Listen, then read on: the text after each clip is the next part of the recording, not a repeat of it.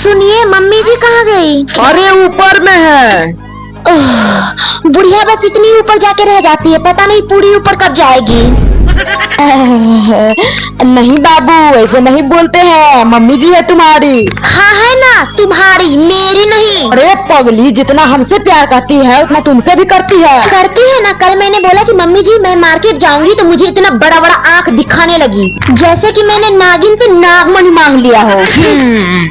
अरे ऊपर नीचे देखा करो, मेरी माँ तो गाय है, गाय। तुम्हारी माँ गाय नहीं है, पूरे टोला की माँ है, माँ। पीछे देखो, पीछे। ओए माँ, हमको ऐसे ऐसे करके आंख मत दिखाया कीजिए। इतना बड़ा बड़ा आंख अपने माँ को दिखाते ना तो आपका माँ हमारे सर पे बैठ के तांडव नहीं करती, तांडव। मैं बता रही हूँ आपको, जिस दिन मेरा दिमाग खराब हुआ ना तो आपको माँ को ऐसे गर्दन पकड़ के ऐसे घुमा दे। माँ जी